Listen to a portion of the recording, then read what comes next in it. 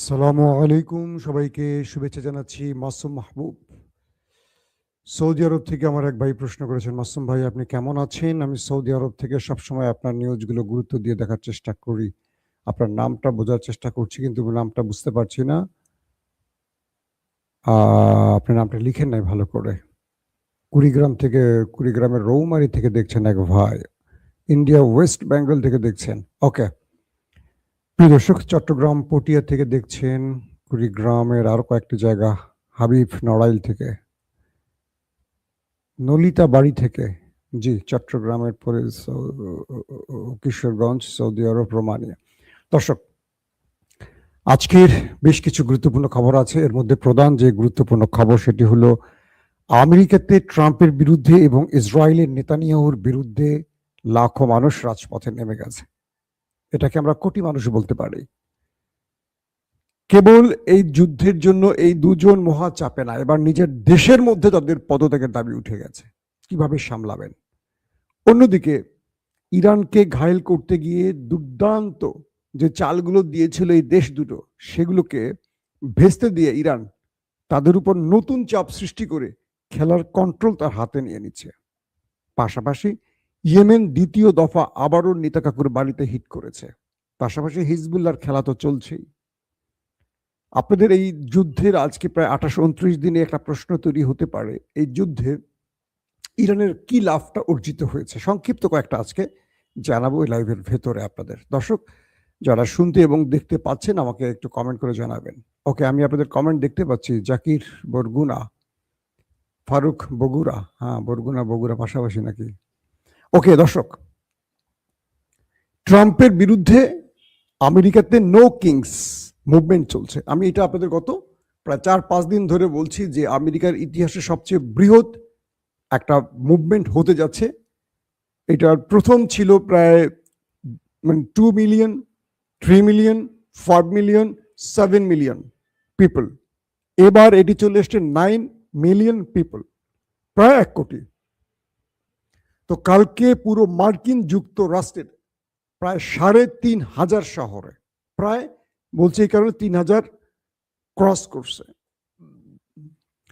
তো প্রায় 3,500, শুনছেন তো, 300 না, 3,500 শহরে আমেরিকার এই বিক্ষোভটি হয়েছে ট্রাম্পের বিরুদ্ধে, নো কিংস।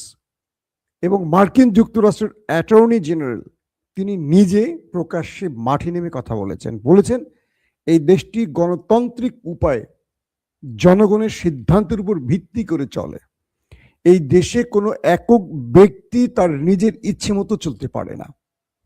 তিনি বলছেন দেশের দ্রব্যমূল্যের ঊর্ধ্বগতি, অভিবাসী আইন এবং ইরান যুদ্ধ যে নীতিগুলো চলছে এগুলো মার্কিন নীতি নয়, মার্কিন জনগণের নীতি নয়, এগুলো ট্রাম্পের রাজা হবার খায়েশ থেকে তৈরি হয়েছে। এই জন্য নো কিংস মুভমেন্ট। কেবল মার্কিন যুক্তরাষ্ট্রের ভেতরে নয়, এটি পুরো ইউরোপ জুড়ে হয়েছে আমেরিকার বিরুদ্ধে বা ট্রাম্পের বিরুদ্ধে বিক্ষোভ। স্পেন, ইতালি, ফ্রান্স, জার্মান, মানে ইউরোপের বড় বড় শহরগুলোতে আমেরিকার ডোনাল্ড ট্রাম্পের বিরুদ্ধে বিক্ষোভ হয়েছে। পুরো আমেরিকার 3,500 শহরে মানুষ নামছে, বোঝেন। এবং মার্কিন গণমাধ্যমগুলো বলছে আমেরিকার ইতিহাসে কোন সরকারের বিরুদ্ধে এটি সবচেয়ে বড় মুভমেন্ট। তাহলে ট্রাম্প তার জনপ্রিয়তার কোন লেভেলে আছে আমরা মোটামুটি বুঝতে পারছি। ট্রাম্প ইরানে হামলা করে তিনি ভুল করলেন না তিনি সঠিক পথে আছেন, আশা করি তিনি এই মুভমেন্টের পর বুঝতে পারছেন। ট্রাম্পকে প্রশ্ন করা হয়েছিল, আপনি এই লড়াইতে বা এই যুদ্ধটা যে শুরু করেছেন আপনি কি নিজেকে সফল মনে করছেন? তিনি বলছেন হ্যাঁ আমি সফল, আমার লক্ষ্য অর্জিত হয়েছে। এবং তার যে ভাইস প্রেসিডেন্ট জেডি ভেন্স তিনিও গণমাধ্যমকে বলছেন যে ট্রাম্প দ্রুত যুদ্ধ বন্ধ করবে কারণ তার লক্ষ্য অর্জিত হয়ে গেছে। এখন আমরা লক্ষ্যগুলো খুঁজি কি? ইরানের রেজিম চেঞ্জ সম্ভব হয়নি, ইরানে খার্গ আইল্যান্ড দখল সম্ভব হয়নি, ইরানের কোনো ভূমি দখল সম্ভব হয়নি, ইরানের নিউক্লিয়ার প্রজেক্ট বা ইরানের যে প্রজেক্টগুলো চলমান এগুলো বন্ধ সম্ভব হয়নি। ইউরেনিয়াম 60% ইউরেনিয়াম ইরান আমেরিকার হাতে তুলে দিয়েছে, সম্ভব হয়নি। ইরানের ব্যালিস্টিক মিসাইল যে প্রোগ্রাম, এটিও বন্ধ হয়নি। আমেরিকা যে অনুরোধ করেছিল 1000 কিলোমিটারের নিচে ব্যালিস্টিকের দূরত্ব মানে রেঞ্জ কমানো, সম্ভব হয়নি। তাহলে লক্ষ্য অর্জিত হয়েছে কোনটা? আলী খামেনির হত্যা। মার্কিন গণমাধ্যমগুলো বলছে ট্রাম্প এবং নেতানিয়াহুর ভুলটি হলো তারা খামেনিকে হত্যা করে ভুল করেছেন, কারণ খামেনি বেঁচে থাকলে এই যুদ্ধটা এতদিন বিরতিতে চলে যেত। তিনি সহনশীল, ধৈর্যশীল, নরম স্বভাবের মানুষ ছিলেন।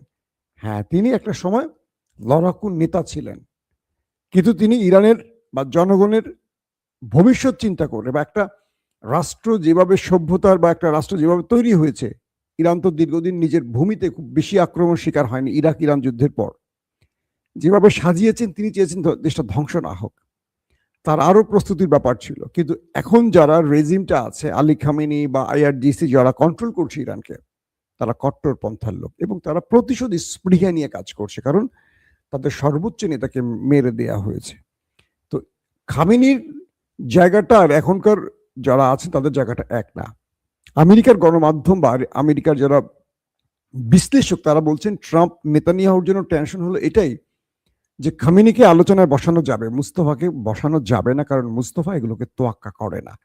সে লড়াইয়ের মাধ্যমে রেজাল্ট খুঁজতে চাচ্ছে এবং সেখানে সে সফল। পাশাপাশি চীন এবং রাশিয়ার মতো দুটো পাওয়ারফুল রাষ্ট্র ইরানকে সব রকম সহযোগিতা করায় ইরান এই যুদ্ধে তার একটা বিশাল সাপোর্ট পাচ্ছে দুটো পরাশক্তিকে ট্যাকেল করার। তো আমেরিকাতে যখন এই নো কিংস মুভমেন্ট চলছে, তখন মোটামুটি ট্রাম্পের গলা শুকিয়ে গেছে, কারণ তিনি চেয়েছিলেন ইরানের রেজিম চেঞ্জ ঘটাতে। ইরানে তার বিরুদ্ধে মানে বর্তমান যে সরকার, খামেনি সরকার, তার বিরুদ্ধে লাখো মানুষকে রাজপথে নামাবার চেষ্টা করেছিল কে? আমেরিকা এবং ইসরায়েল, ট্রাম্প এবং নেতানিয়াহু। এখন আমেরিকাতে নেমে গেছে জনগণ। আল্লাহর পরিকল্পনা কি দেখেন, এখন আমেরিকাতে তার ইতিহাসের সবচেয়ে বৃহৎ মুভমেন্ট চলছে, বিক্ষোভ চলছে ট্রাম্পের বিরুদ্ধে। শুধু আমেরিকাতে নয়, এটি চলে গেছে নেতানিয়াহুর ঘরে। আসে নেতানিয়াহু একটা ঘরের ভিডিও আপনাদের দেখায় নিয়ে আসি কি চলছে।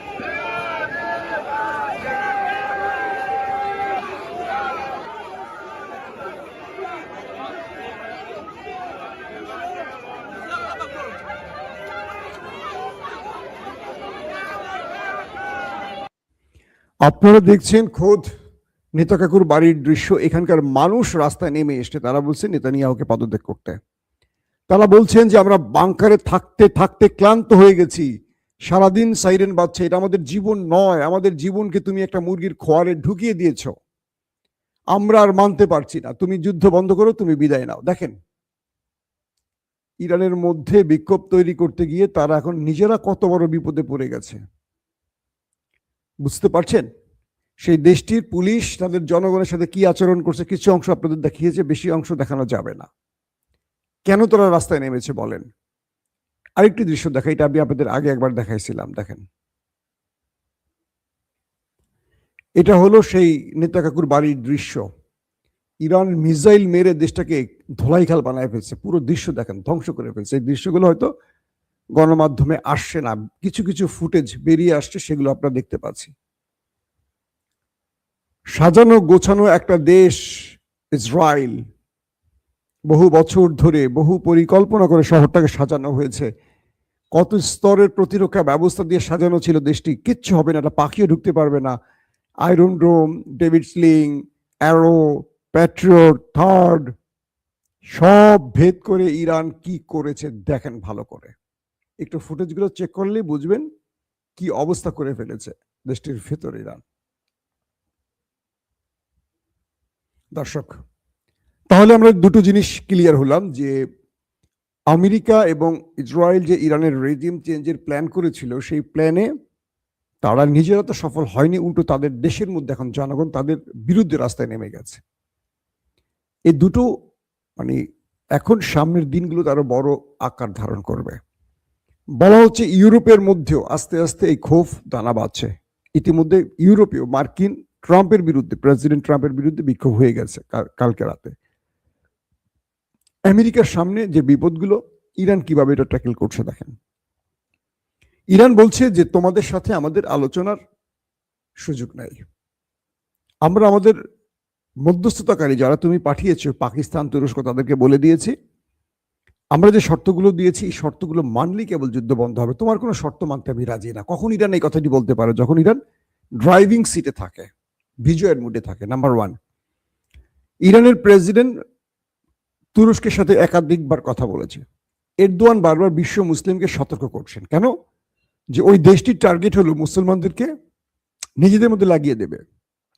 মুসলমানদেরকে নিজেদের মধ্যে লাগিয়ে দিলে মুসলমানরা দুর্বল হবে, আর এই সুযোগটি হবে একদম পানির মতো সহজ ওদের জন্য গ্রেটার ইসরায়েল তৈরির। গ্রেটার ইসরায়েল কি?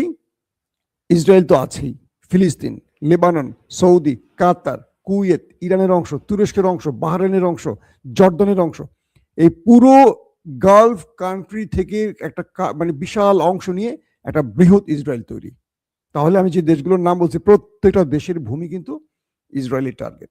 তার মানে এই জর্দান, বাহরাইন এরা ইসরায়েলকে সহযোগিতা করছে এই যুদ্ধে, কিন্তু এরা সবাই গ্রেটার ইসরায়েলের আওতায় আছে।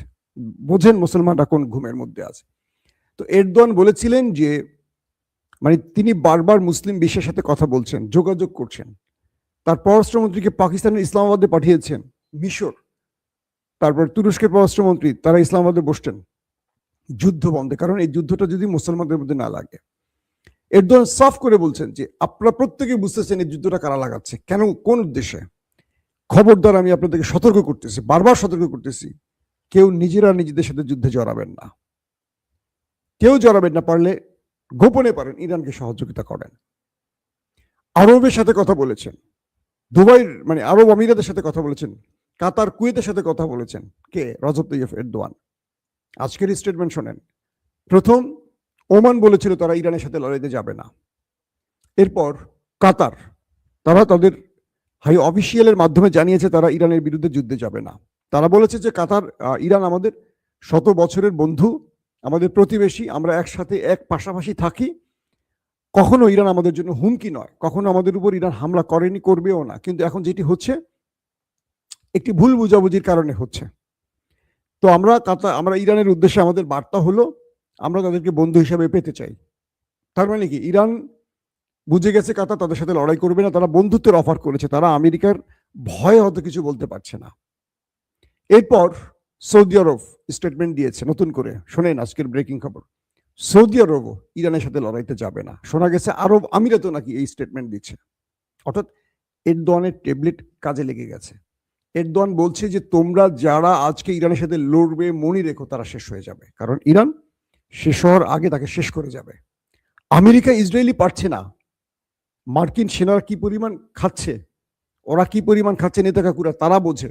তুমি যদি এখন ইরানের সাথে লাগো, তুমি ইরানের ঘরের কাছে, ইরান তো টার্গেট করে তোমার রাজ পরিবারই আগে খেয়ে ফেলাবে।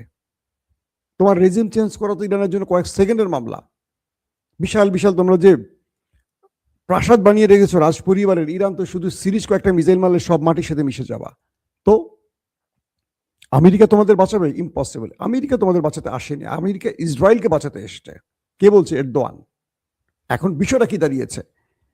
এখন মুসলমানদের মধ্যে যে টার্গেটটা নিয়ে ওরা এসছিল নেতা কাকু, সফল হচ্ছে না, তারা ব্যর্থ হয়ে গেছেন। কারণ ইরানের সাথে মুসলিম রাষ্ট্রগুলো আপাতত মনে হচ্ছে তারা লাগবে না। নতুন করে আবার কোন খেলা খেলে আল্লাহ ভালো জানে ট্রাম্প সাহেব। সৌদি আরব যতটুকুই সামনে গেছে আবারও পিছিয়ে চলে আসছে, কারণ তারা বুঝতে পারছে তাদের মূল শত্রু কে হতে পারে। কিন্তু আমেরিকা যেহেতু তার ঘরে বসে আছে, বা আমেরিকা যেহেতু তার জান কবজ করার ক্ষমতা রাখে, তার তো মূল, আমাদের হলো জান কবজ করে আজরায়েল, আর এই গালফ কান্ট্রির জন্য হলো আমেরিকা মূল সব, তাদের বাপ মা আজরায়েল সব তারা, কারণ তাদের জীবনটা আমেরিকার হাতে দিয়ে রাখছে। তো আমেরিকা এখন কি করতেছে তারা বুঝতে পারতেছে। আরব বুঝতেছে যে মূলত আরবে মানে ঘাঁটি করে আমেরিকা আরবকে বাঁচাতে আসেনি, এসটি ইসরায়েলকে রক্ষা করতে ইরানের হাত থেকে, এবং তাই করছে, আরবকে বাঁচাচ্ছে। ইরান যে মিসাইল মারছে আরব কান্ট্রিগুলোতে, কয়টা ইন্টারসেপ্ট করতে পারছে, বরং আমেরিকা তার নিজের ইন্টারসেপ্টরি মেশিন উড়ে গেছে, তার রাডার সিস্টেম উড়ে গেছে, তার প্যাট্রিয়ট থার্ডই উড়ে গেছে ইরানের অ্যাটাকে। কালকের একটি খবর, ইয়েমেন আক্রমণ করলো নেতা কাকুর বাড়িতে, ইলাদ শহরের একটি কি বলবো নদীর কাছাকাছি। তো ইসরায়েল বলেছিল তারা সেই ইন্টারসেপ্ট করে ফেলেছে সেই মিসাইলটি। আজকে ফুটেজ দেখলাম যে না, ইন্টারসেপ্ট করতে পারেনি। একটি মাত্র মিসাইল মেরেছিল হুতিরা, সেটিকে টার্গেটে হিট করছে, এবং সেই ফুটেজটি যারা নদীতে মাছ ধরে তারা ধারণ করে ছেড়ে দিয়েছে। তার মানে কি, একটা মিসাইল ঠেকাবার মতো অবস্থায় নেই দখলদার দেশটি। আমরা কি বুঝলাম, যে ইরান এখন অনায়াসে তাদের ভেতরে ঢুকে 90-95% সফলভাবে অ্যাটাক করে আসতে পারছে। গতকালকে ইরান দাবি করেছে তারা প্রায় 500 মার্কিন সেনাকে ওপারে পাঠিয়েছে। কল্পনা করা যায়? তো সকল কিছু মিলে এমন একটি অবস্থা তৈরি হয়েছে যে এখান থেকে ট্রাম্প যুদ্ধ বিরতি ছাড়া আর কোনো পথ খুঁজে পাচ্ছে না, তাই পাকিস্তানকে বারবারই ইরানের কাছে পাঠাচ্ছে। ট্রাম্প তার ঘর সামলাবেন, এখন বাইর সামলাবে। হরমুজ প্রণালী খুলতে পারেনি, পাশাপাশি হুতিরা বাবুল মান্দা বন্ধ করে দিচ্ছে। পুরো বিশ্ব রাজনীতি এখন ইরানের কন্ট্রোলে চলে গেছে, কারণ তেল দিয়ে ইরান পুরো পৃথিবীতে এই এই যুদ্ধটা বিজয় করবে, শুধু তেলের রাস্তা বন্ধ করে দিয়ে। কি করবে এখন আমেরিকা? আমেরিকা স্থল বাহিনী পাঠাইলো খার্কদ্বীপের উদ্দেশ্যে, 400টা মেরে দিচ্ছে এক এটাকে ইরান। 400টা, কল্পনা করা যায়? খার্কদ্বীপে আসার জন্য বুবিয়ান দ্বীপ কুয়েতের সেখানে নামছে, সেখান থেকে খার্কদ্বীপে মুভমেন্টে শুরু করছে নৌযান দিয়ে, ঠাস ঠাস করে মিসাইল মারছে ইরান। 400 জন নাকি ওপারে চলে গেছে, বাকিরা নাকি জীবন নিয়ে পালিয়েছে। আমেরিকা এখন কোথায় যাবে বলেন? আমেরিকার সামনে পথ একটাই খোলা, গালফ কান্ট্রি ছেড়ে আমেরিকাকে বিদায় নিতে হবে। আমেরিকা যদি গালফ কান্ট্রি ছেড়ে দেয়, আরবের সাথে ইরানের বন্ধুত্ব হবে, আরব ইরান একটা জোট হবে, শক্তিশালী মধ্যপ্রাচ্য তৈরি হবে, আর দুর্বল হয়ে যাবে ওই দেশটি মসজিদুল আকসা যারা থার্ড টেম্পল বানাতে চায়। নেতা সাহেবেরও রাজনীতি প্রায় দি ইন্ডের দিকে, বুঝছেননি? আনারা কি বুঝছেননি? নেতানিয়াহু এবং ট্রাম্প তাদের ক্যারিয়ারে, রাজনৈতিক ক্যারিয়ারে সবচেয়ে বেশি চাপে আছেন এই মুহূর্তে। এই চাপ সামলে তারা কতদিন চলতে পারবেন হয়তোবা সামনের দিনগুলোতে বলা যাবে। এখনকার মতো বিদায় নিচ্ছি, প্রত্যেকে ভালো থাকবেন। আল্লাহ হাফেজ।